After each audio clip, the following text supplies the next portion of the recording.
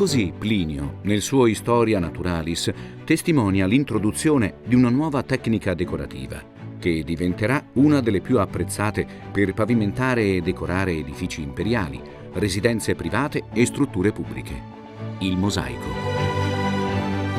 Il suo utilizzo si diffonde gradualmente in tutto l'impero e tra i tanti luoghi impreziositi da queste opere, oggi ve n'è uno che ci restituisce una testimonianza imprescindibile di questa tecnica: Ostia, il primo porto di Roma.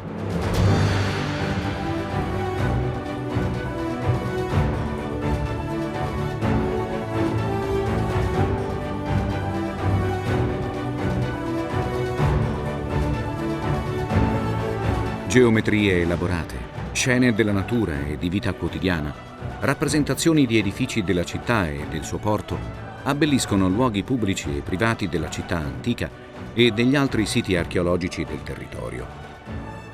Un patrimonio di storia e bellezza unico e ancora oggi riconoscibile in uno dei parchi archeologici più estesi del mondo: Ostia Antica, la necropoli di Porto e Portus, il porto imperiale di Claudio e Traiano, dove è in corso da alcuni mesi una delicata opera di restauro di un mosaico.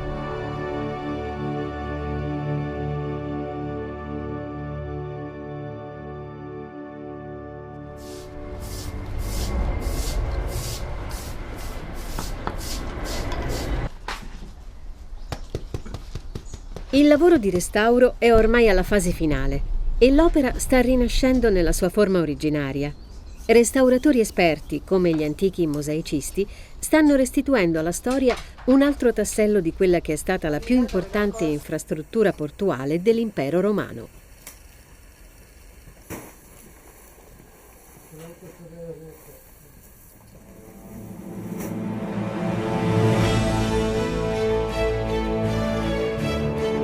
Il mar Mediterraneo, come una cintura, cinge il centro del mondo.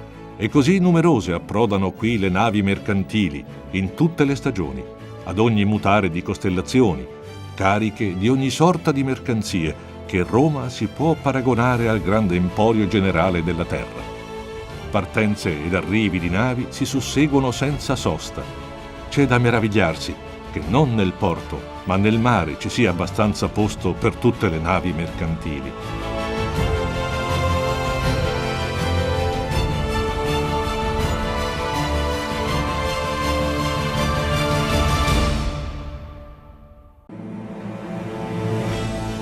Così Publio Elio Aristide, nel secondo secolo d.C., descriveva il porto di Roma. Tale era l'intensità e la frequenza del traffico marittimo che l'urbe aveva con i principali porti antichi del Mediterraneo. Riconoscere oggi la struttura di Portus, il porto imperiale di Roma, non è però impresa facile. Il progressivo insabbiamento del bacino esterno e l'accumularsi continuo dei detriti trasportati alla foce del Tevere hanno interrato gran parte dell'infrastruttura portuale, con un avanzamento della linea di costa attuale. Fa eccezione il grande bacino esagonale costruito da Traiano, ancora oggi perfettamente riconoscibile.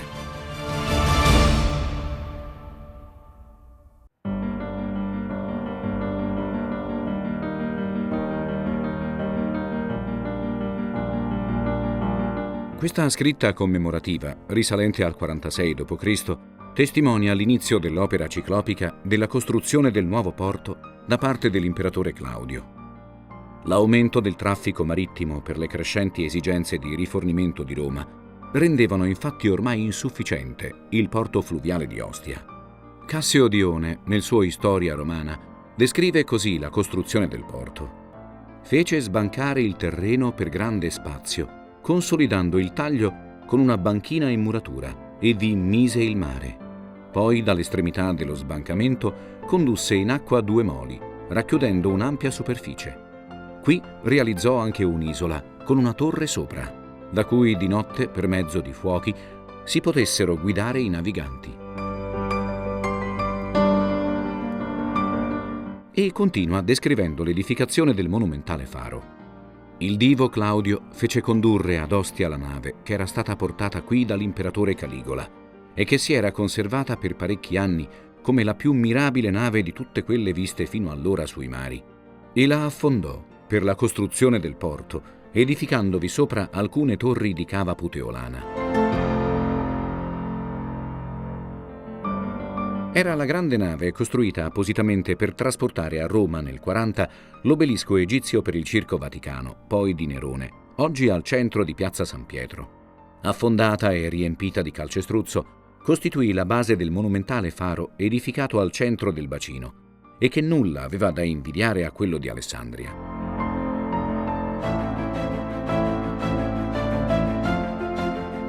Oggi perduto, i suoi resti furono visibili fino a metà del Cinquecento, come testimonia Biondo da Forlì nel suo Roma ristaurata et illustrata.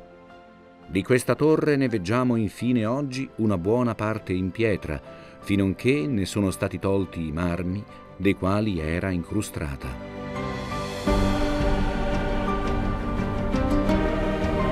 Fu scavato un canale di collegamento con il Tevere, denominato in seguito Fossa Traiana, e creato un ulteriore bacino interno con funzione di riparo sicuro e di darsena. Sulla sinistra un molo lungo circa 150 metri e largo circa 8 metri delimitava l'ingresso al bacino interno del porto.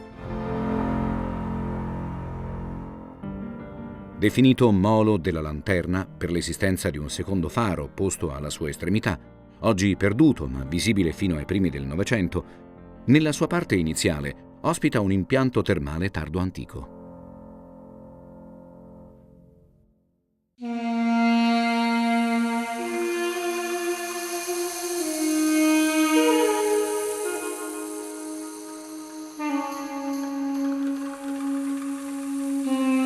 Tra i vari ambienti oggi in rovina, solo uno conserva ancora i resti di un mosaico pavimentale. Composto da tessere in marmo bianco e nero, si trova in uno degli ambienti delle terme, a sinistra del corridoio principale. L'esposizione di questa pavimentazione agli agenti atmosferici ne ha purtroppo causato un forte degrado.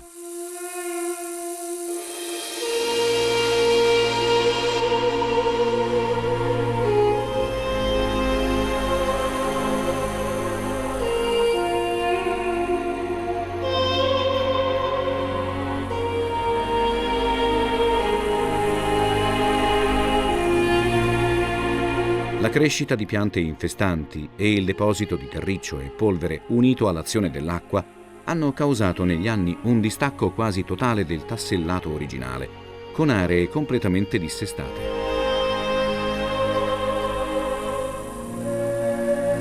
Il complesso termale fu scavato negli anni 20 dell'Ottocento dal Canina e dal Garré, che ci restituiscono due mappe del sito pressoché identiche.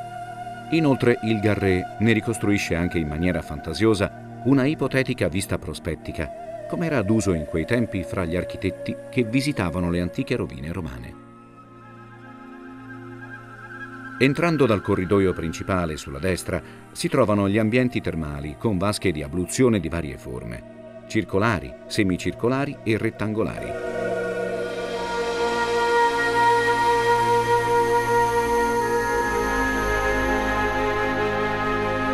Sotto i resti delle lastre di marmo del rivestimento parietale è ancora possibile vedere i tubuli di terracotta utilizzati nelle intercapedini per convogliare l'aria calda nelle pareti.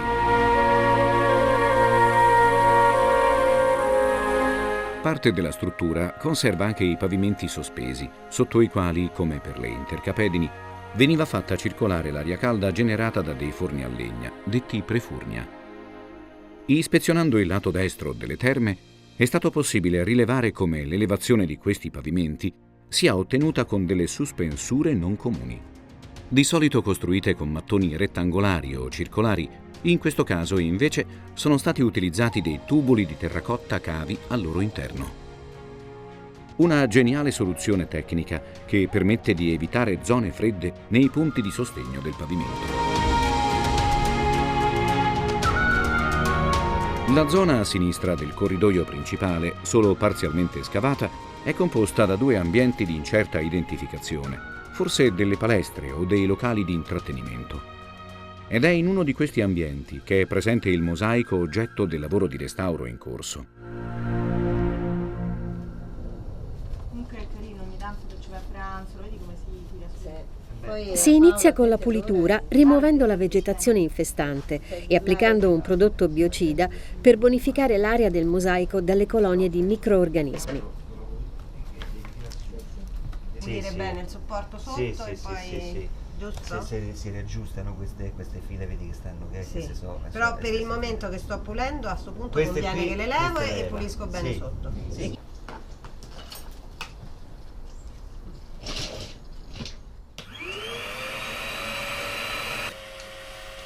Quindi si procede con l'asportazione meccanica dei depositi con strumenti manuali e aspiratori. Con pinzette e specilli viene svolta la fase finale, più delicata, di rimozione del muschio e della terra tra le tessere del mosaico. E se no? Qui addirittura ce ne sono 3 di tessere. Sì, ma ci sta che non siano sempre 2 in fila, perché poi appunto quando capita il tesserone ce ne mettono 2, uno piccolo, ma se sono 3 tesserine piccole, grazie. Dopo un parziale consolidamento effettuato ove possibile con iniezioni di resina, vengono riposizionate le tessere nelle zone in cui la tessitura è ancora riconoscibile.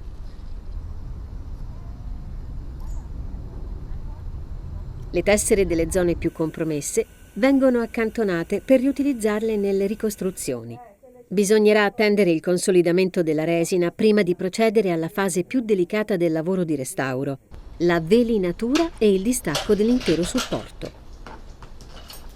Questo qua ma va tutto storto? Sì, te lo devi rivedere. Questo va così perché qui dove ci dovrebbe essere la riga. C'è l'incrocio, sì, come incrocio. Ma l'imperatore Claudio non riuscì a vedere completata la sua opera monumentale. Sarà Nerone, nel 64 d.C., a terminarne i lavori, celebrandoli con una moneta commemorativa che riporta sul retro la vista del nuovo porto. Con il passare degli anni, però, un inizio di insabbiamento del bacino esterno e le crescenti necessità di Roma per i suoi traffici marittimi indussero l'imperatore Traiano a nuovi lavori per ampliare la capacità del porto. Fece realizzare un grande bacino esagonale contornato di nuovi e più capienti magazzini e lo scavo di un nuovo canale, definito Canale Romano, nell'area compresa tra l'Esagono e il Tevere. Nonostante l'uso di bacini interni artificiali non fosse una novità nelle strutture portuali del tempo, la forma esagonale del nuovo bacino di Traiano non ha precedenti. Non è chiara la ragione che ha spinto il progettista, forse Apollodoro di Damasco, ad utilizzare questa forma inconsueta. Oltre a motivi puramente estetici, volti all'esaltazione di Traiano e dell'impero, forse la ragione può essere ricercata nella scelta di una forma atta a svolgere in maniera più pratica e agevole le attività di carico e scarico e nella moltiplicazione dei punti di attracco delle navi.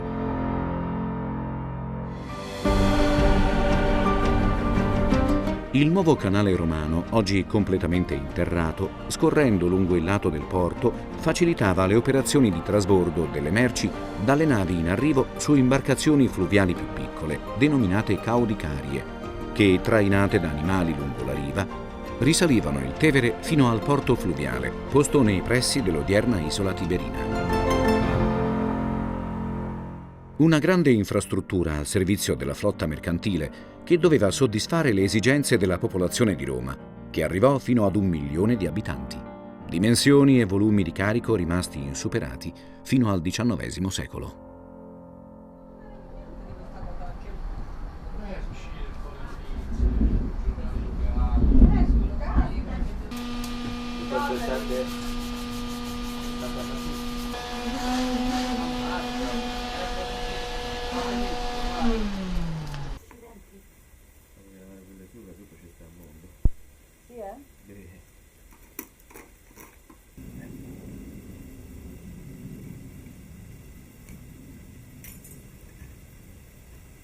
Ora il restauro entra nella sua fase più delicata. Viene fatta aderire alla superficie del mosaico una speciale garza a trama larga. Si stende a pennello una resina acrilica che funge da legante per le tessere. La superficie velinata del mosaico viene quindi divisa in settori, tagliando la garza delle diverse sezioni.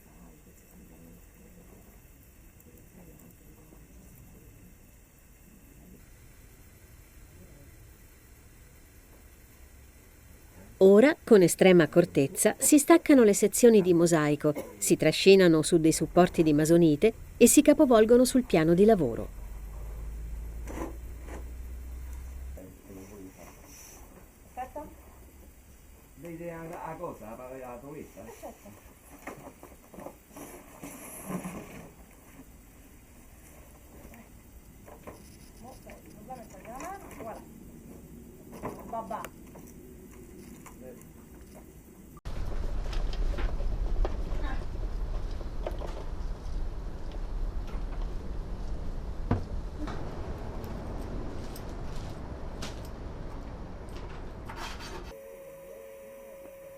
Qui vengono pulite e ricollocate le tessere del mosaico capovolto.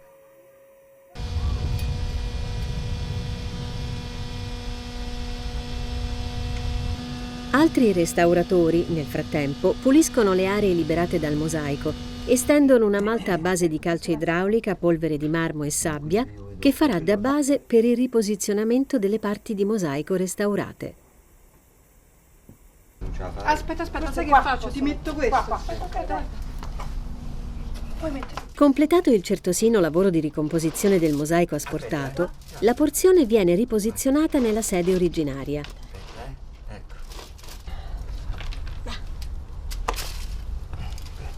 Ecco. Va, qui.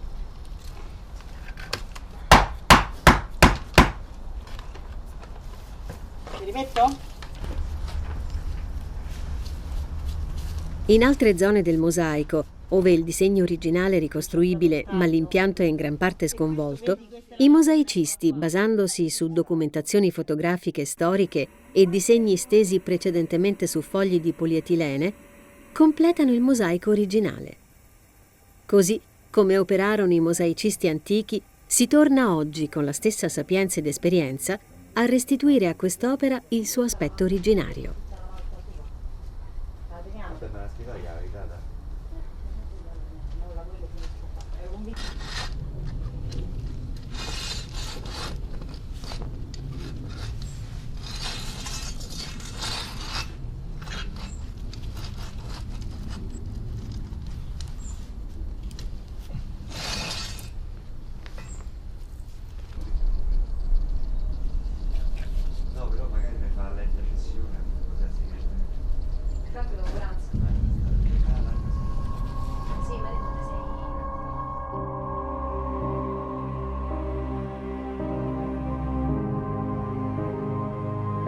Dal mosaico di modesta fattura, oggetto di questo restauro, ad altri di più elevato contenuto artistico, i creatori di queste opere, definiti tecnee, termine che a quei tempi accomunava gli artigiani con gli artisti, provenivano da varie province dell'impero: Egitto, Siria, Fenicia e principalmente Grecia.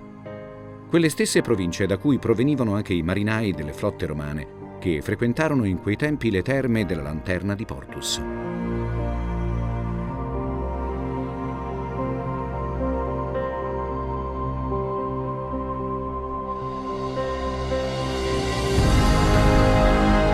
Caro papà, prima di tutto spero che tu stia bene e che così starai sempre, come pure mia sorella, sua figlia e mio fratello. Ringrazio il dio Serapide che quando ero in pericolo in mare venne subito in mio soccorso. Quando arrivai a Miseno ricevetti dal governo 3 pezzi d'oro per le mie spese di viaggio. Sto bene. Per favore scrivimi, papà, prima per dirmi che stai bene, secondo che mia sorella e mio fratello stanno bene, e terzo affinché possa baciare la tua mano perché mi hai dato una buona istruzione e pertanto spero di ottenere una rapida promozione se gli dei lo vorranno. Ho dato a Euctemone un mio ritratto da portarti. Così scrive nel II secolo d.C. il giovane egizio Apione. La sua lettera, ritrovata insieme ad altri papiri in Egitto agli inizi del Novecento, è una preziosa testimonianza della vita dei marinai di quei tempi.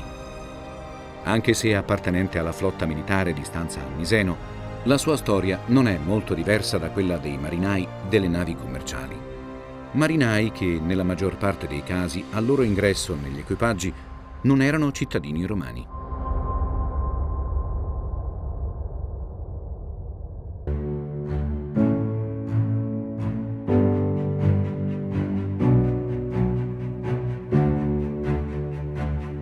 firmavano per una ferma non inferiore a 26 anni e, completato il periodo, solo al congedo erano premiati con la cittadinanza romana. Un modello multietnico di integrazione che è stato una delle basi della solidità della società romana per secoli. La navigazione era limitata al periodo tra aprile e settembre e durante il periodo invernale era interdetta non tanto per le burrasche e le tempeste, quanto per il fatto che il tempo nuvoloso, oscurando il sole, le stelle e le coste, rendeva pericolosi i viaggi, non essendo molto diffusi strumenti che aiutassero la navigazione. Le navi erano ben attrezzate e il comandante aveva a disposizione dei portolani, delle mappe e lo scandaglio, strumento prezioso che gli permetteva di misurare la profondità delle acque e di prelevare anche campioni del fondo. Quindi era possibile determinare con accettabile precisione la rotta mantenuta rispetto alla linea di costa. Vi era spesso al traino della nave una barca più piccola, utilizzata come lancia di soccorso, che ospitava un marinaio a garanzia di salvataggio nel caso che qualcuno cadesse fuori bordo. Questa eventualità non remota è testimoniata da un sarcofago rinvenuto presso la necropoli di Ostia, ora presso il Museo Glyptotek di Copenaghen, che raccoglieva le spoglie di un giovane vittima di una tragedia in mare.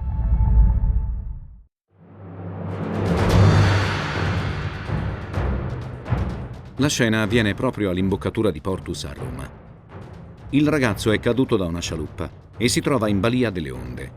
2 navi muovono dal molo interno per salvarlo, mentre un'altra, appena superato il faro, sta entrando nel porto.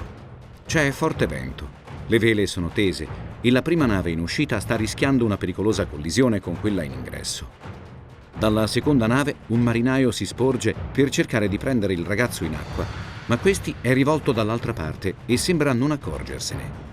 I 2 comandanti stanno manovrando con impegno le navi per evitare la collisione, nonostante un marinaio a prua abbia mollato la manovra e si rivolge agli dei per la sua salvezza.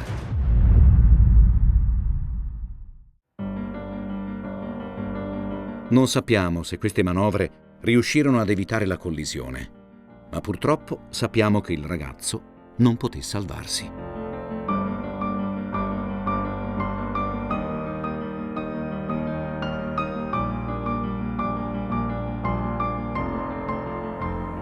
Ormai si è giunti alla fase finale del restauro del mosaico. Purtroppo le lacune del mosaico sono piuttosto vistose e oggi, in mancanza di documentazione, non sappiamo quali fossero i disegni e le tessiture presenti nelle zone mancanti. Nel passato archeologi e restauratori hanno talvolta ricostruito in maniera fantasiosa le parti mancanti di manufatti ed opere, talvolta anche con buoni risultati artistici. Oggi però si tende a ricostruire solo quelle parti di cui vi è una testimonianza certa e ad utilizzare una ricostruzione neutra ove questo non sia possibile. Viene consolidata con una malta idraulica la tessitura e il suo perimetro, ricostruendo i 2 lati corti con un massetto di cemento e mattoni a scopo protettivo.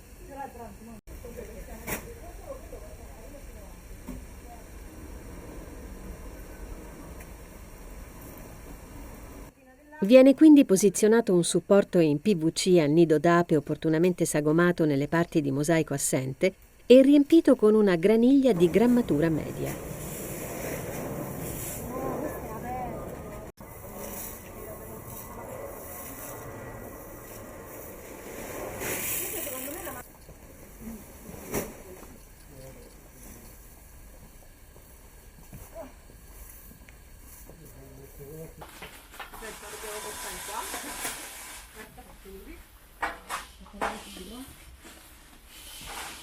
Il lavoro è ora terminato e anche se incompleto possiamo ammirare il mosaico nella sua interezza.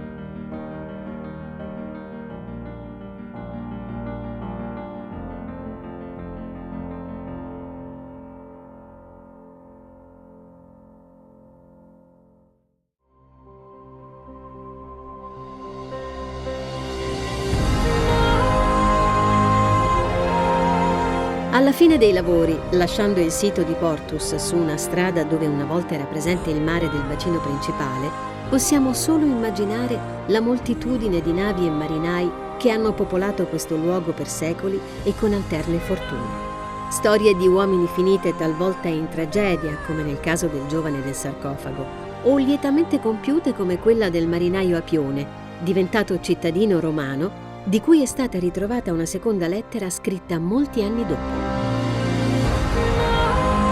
Sorella Sabina, tanti saluti. Prima di tutto prego che tu sia in salute. Facendo menzione di te davanti agli dei qui, ho ricevuto una piccola lettera da Antonio, nostro concittadino, e quando ho saputo che stavi bene ho gioito molto. E non esito a scriverti del mio benessere e di quello della mia famiglia in ogni occasione. Mia moglie Aufidia ti saluta, così come le mie 2 figlie, Elpis e Fortuna. Prego che tu stia bene. Il mio nome è ora Antonio Massimo, la mia nave Atenonice.